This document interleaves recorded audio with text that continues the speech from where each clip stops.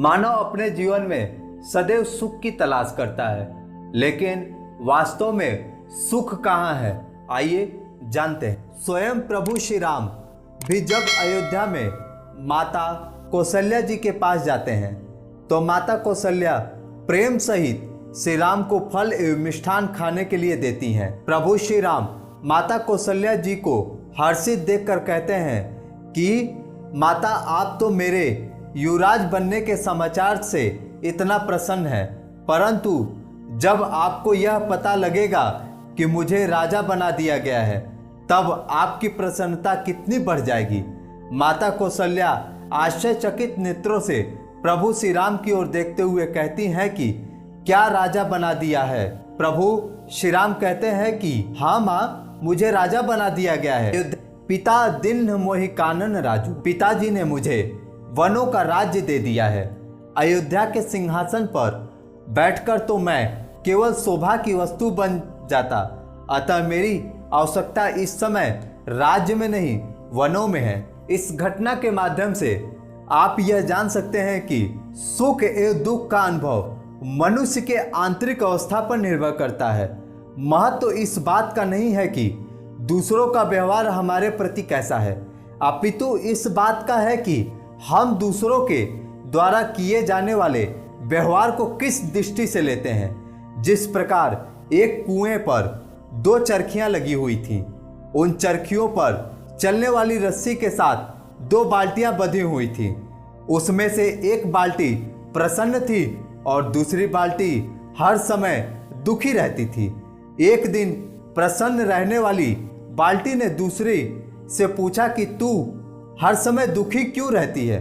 दूसरी बाल्टी ने कहा कि दुखी ना हो तो क्या करूं, मैं तो हर समय कुएं से भरकर बाहर आती हूं, परंतु लोग मुझे खाली कर फिर कुएं में फेंक देते हैं। इतना कहने के पश्चात दूसरी बाल्टी ने पहली बाल्टी से पूछा कि तू प्रसन्न कैसी रहती है, जबकि हम दोनों का कार्य तो एक सा ही है।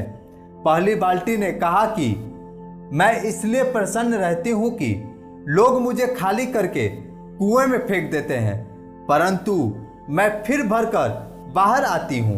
कहने का भाव है कि स्वयं के प्रति दूसरों के द्वारा किए जाने वाला व्यवहार हमारे दृष्टिकोण के अनुसार ही सुख एवं दुख का कारण बनता है। आज के भौतिक युग में अधिकतर मनुष्य केवल सांसारिक धन संपत्ति इत्यादि को ही सुख का हेतु मानता है, परंतु यह आवश्यक नहीं कि केवल सांसारिक धन संपत्ति इत्यादि के द्वारा ही हमें सुख की प्राप्ति हो जाए।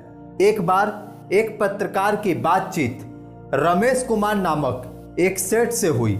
उसने सेठ जी से पूछा कि आपके कारखाने कहाँ कहाँ पर हैं, कोठियाँ किस किस शहर में हैं। बातचीत द्वारा यह पता चलने पर कि रमेश कुमार जी को बहुत धन संपत्ति के मालिक हैं। पत्रकार ने कहा कि आप तो बहुत सुखी होंगे क्योंकि आपके पास तो अपार धन दौलत है।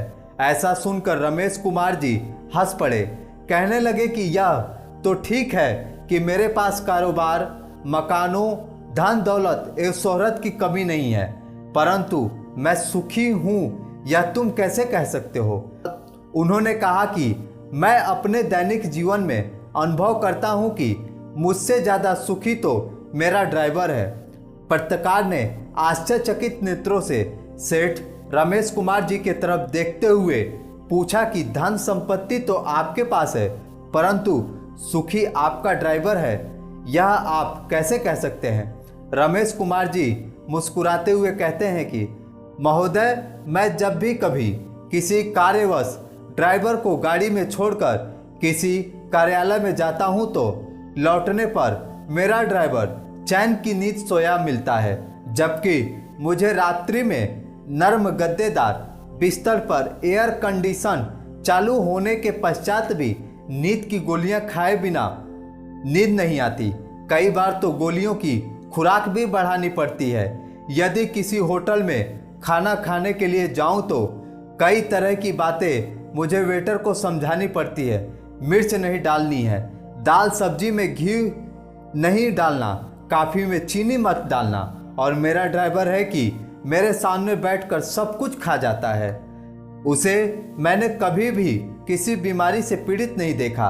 अतः पत्रकार महोदय, अब आप ही बताइए कि सुखी कौन है, मैं या मेरा ड्राइवर? यह मानव का सबसे बड़ा भ्रम है कि उसके पास अपार धन संपत्ति, कारोबार चल रहे हैं, किसी भी प्रकार के पदार्थ की कोई कमी नहीं, इसीलिए सुखी है। आज इसी मृग तृष्णा में मानव भटक रहा है, जबकि सांसारिक वस्तुओं में सुख नहीं है। कई बार मनुष्य के सामने ऐसी परिस्थिति भी आती है कि संसार में मिलने वाला कष्ट भी हमें सुख प्रदान कर देता है। जैसे कि यदि पाँव में कांटा लग जाए तो हमें कितना दर्द होता है, हम दुखी होते हैं। डॉक्टर के पास जाते हैं तो वह भी हमें सुई चुभोता है, हमें दर्द होता है, परंतु हम डॉक्टर का धन्यवाद करते हैं, क्योंकि हम जानते हैं कि डॉक्टर के द्वारा सुई चुभोने वाला दर्द हमें रोग से मुक्ति दिलाने के लिए है। सुख अथवा दुख की अनुभूति परिणाम में ही छिपी होती है। जिस किसी भी उपलब्धि का परिणाम हमें सुख देता है वह उचित है, और जिस उपलब्धि का परिणाम हमें दुख दे वह अनुचित है। हमारे लिए दुख का कारण है डॉक्टर के द्वारा इलाज के लिए दिया जाने वाला कष्ट हमारे लिए लाभ प्राप्त है, हमारे लिए सुख है, क्योंकि वह हमारे रोग का निवारण करेगा। इसी प्रकार संसार में मिलने वाला दुख भी हजार सुखों से महान है, जो हमें परमात्मा से मिला दे। कहते हैं कि महाभारत के युद्ध की समाप्ति के पश्चात जब युधिष्ठिर राजा बन गए, तब भगवान श्री कृष्ण कुंती के पास जाते हैं और द्वारिका जाने के संबंध में बताते हुए कुंती से कहते हैं कि बुआ मांगो, तुम्हें क्या चाहिए? जब कुंती ने कहा कि जितने संसार के दुख हैं वे सब मुझे दे दो। कुंती के मुख से ऐसा वाक्य सुनकर श्री कृष्ण कहते हैं कि बुआ आप क्या मांग रही हैं? सारा जीवन आपने दुख ही तो देखे हैं, फिर भी आप दुख मांग रही हैं।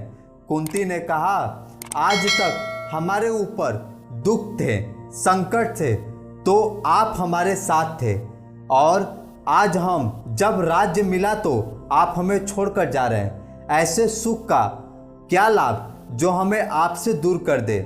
संत सहजोबाई कहती हैं, सुख के माथे सिल पड़े जो नाम हृदय से जाए, बलिहारी व दुख के हरे नाम लो लाए। उस सुख का क्या लाभ जो हमें प्रभु से दूर ले जाए। सहजोबाई जी कहती हैं कि मैं तो उस दुख के ऊपर बलिहारी जाती हूँ जो मुझे प्रभु के नाम से जोड़ दे।